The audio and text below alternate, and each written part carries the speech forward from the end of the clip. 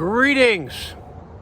It is Monday, the 20th of October, in the infamous year of 2025. I'm Thomas Caldwell of the Aurelian Column, on the road, and this is the Monday Morning Report.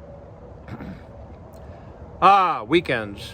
Remember when there used to be times when we got to relax and take a deep breath and get away from the craziness of the world and not have to embrace it? Well, everybody knows about No More King's Day, which makes no sense at all, made no sense at all, and was made up of people who have no sense at all around. It was a joke, but it was a very dangerous joke. I don't know if you got wind of it. I didn't go to any of these events. I learned a long time ago that when a whole bunch of woke, leftist, insane Marxist, really not Marxist anymore, they were at least serious. But when a lot of crazy people get together, it's a good idea to stay away. I mean, that's usually the way things should go, right?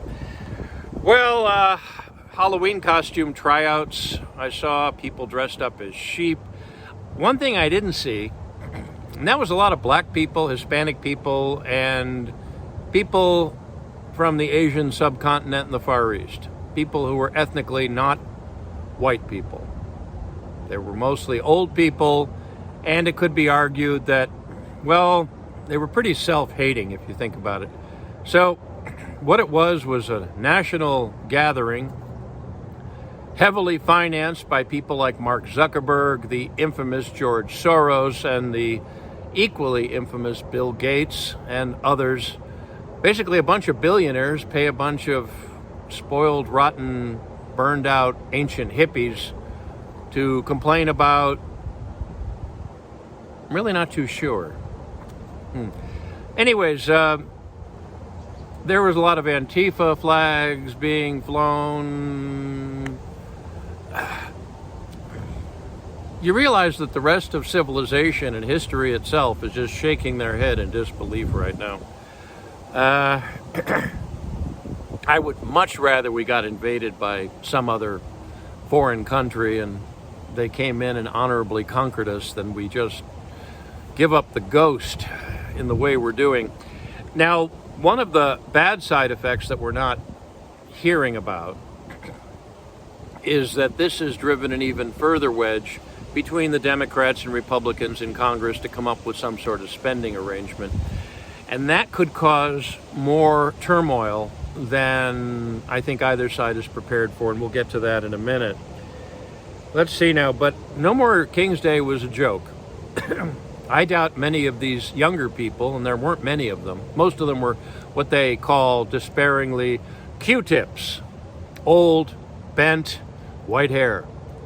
Not myself, although I do have the white hair, but I don't abide by that sort of philosophy, but you know what I mean. It's hard enough to remember things when you're our age, but it's even harder when you grew up thinking weird thoughts about reality. It's not going to affect anything, except it's going to cause trouble in coming to a spending arrangement because the Democrats and Republicans are hating each other even more. The country's getting even more divided. This is not something good. This is not something that's going to last. Let's go into some other things that are in the world now. Then we'll go into some other reality checks. Gaza and Israel are starting up again, apparently. I went to sleep last night hearing about Israel bombing Gaza, Hamas breaking the ceasefire. And, okay. Is anyone surprised? Really?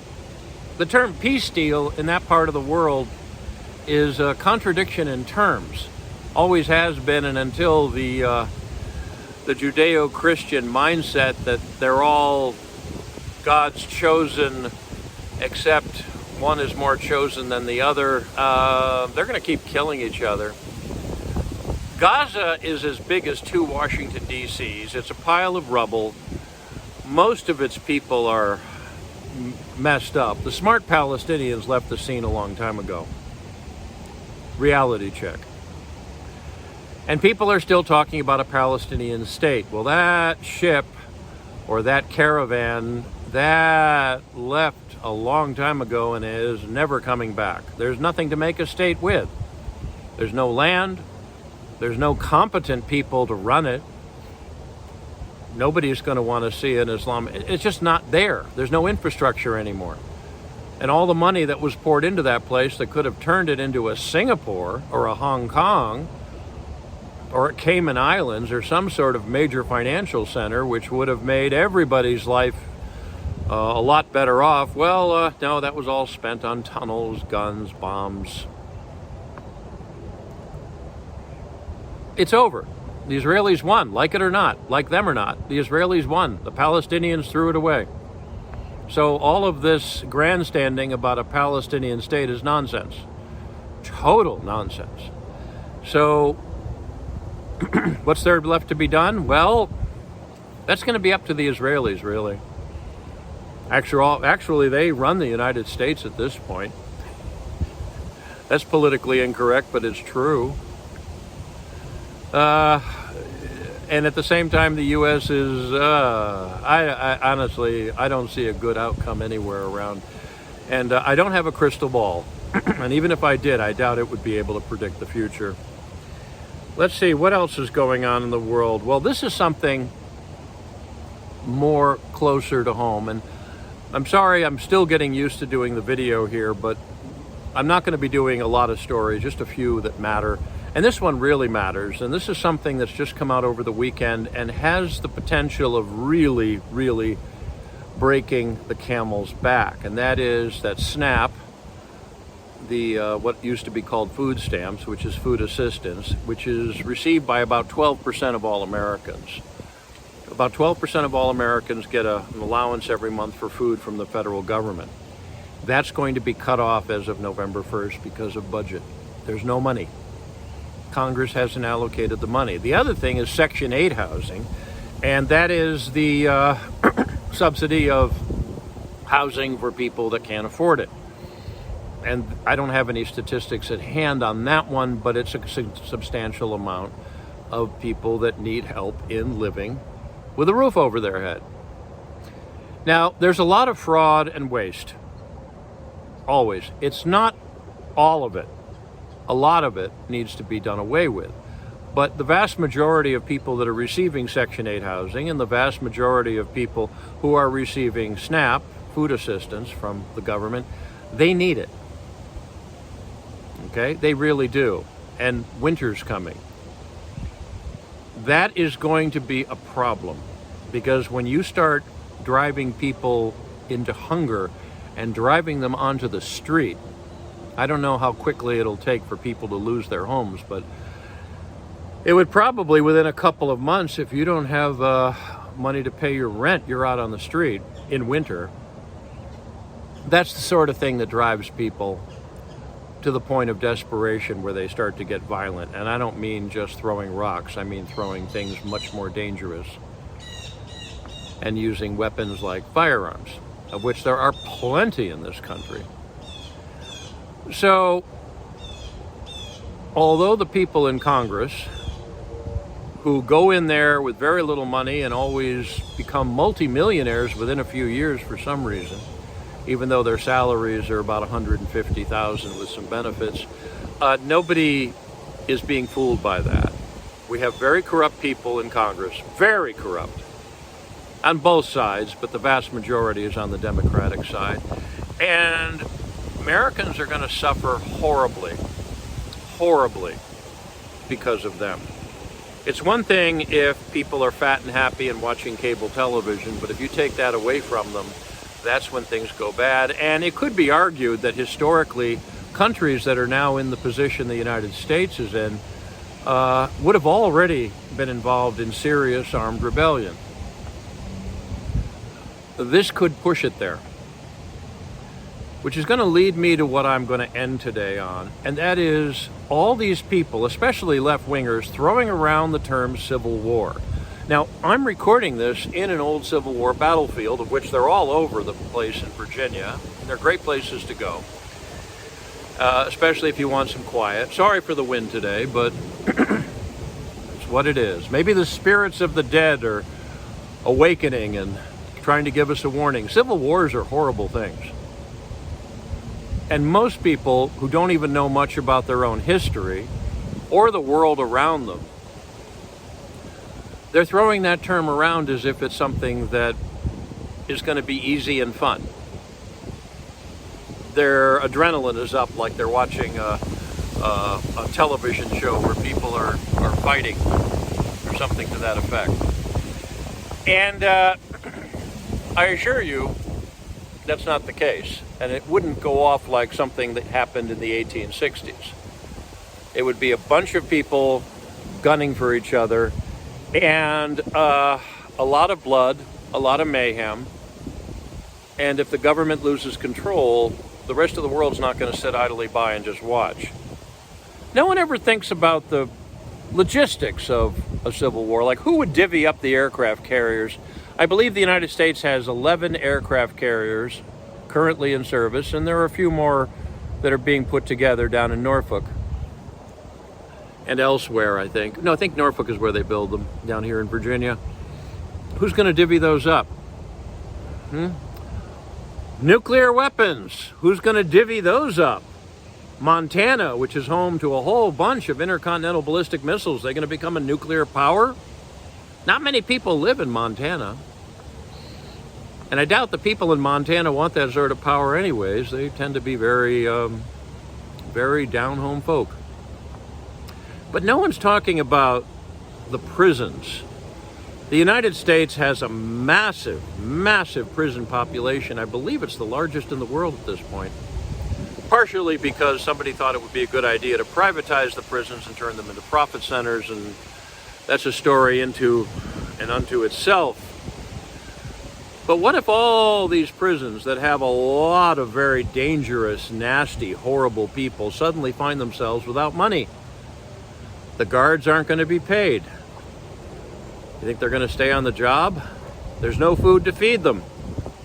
You think that they're going to starve them all in their cells? Can you imagine if the 2 to 3 million, I believe it is, prisoners in the United States, a significant portion of whom are very dangerous, what would it be like if they suddenly got released in the midst of a chaotic mayhem where everybody's trying to shoot each other?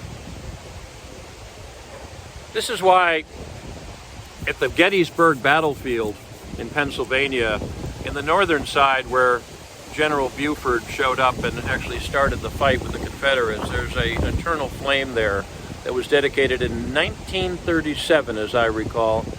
A lot of Civil War veterans were there, and they all said that never again should this ever happen on American soil. I think we might be past the point, though, where some sort of conflict is going to be avoidable. I like to think not. But it's really, really a dangerous time. And we have generations of people who've grown up with computer games and television fantasies and Hollywood fantasies about killing, about guns, about turmoil. And for those of us who've been in the news business, who've actually seen that sort of thing, believe us when we tell you you don't want that. So I don't know what advice to give except to try to start reaching for some critical sanity. Critical thinking, critical sanity. We need that now more than ever. We'll see what happens in Congress if they finally come to some budget agreement, but it's looking more and more now like they won't. They want chaos. The leftists in this country want to see it destroyed. They've made no secret of that for decades. They want to see the United States gone. And too bad so many of the other side, we call them conservatives, but there's really nothing you really want to conserve these days. They're going along with it. An unstoppable force and an immovable object. Which is going to win? Don't know, but people like us are going to get caught in the middle, and it's not going to be fun. That's it for today. If you appreciate my work, Please like and subscribe and share with your friends and share with your enemies, because I tend to upset a lot of them. And please consider a paid subscription or a donation for new equipment. I really do need it. And it helps keep the lights on, or keeps me walking in the parks, literally and physically. I can be reached at feedback@aureliancolumn.com. That's feedback@aureliancolumn.com. I'm up on X. My handle there is MICCAMPEN. That's MICCAMPEN. I'm on other social media platforms as well, but not Facebook. This podcast originates at Substack. My handle there is aureliancolumn.substack.com. I'm also up on Apple Podcasts and Spotify and other such platforms. And you can also find me on YouTube, since I'm now doing video more. Until we meet again, be good, be safe, be vigilant, and remember, Clown World and the deep state must be destroyed. And don't pray for peace. Pray for sanity, because then peace will follow. Good day.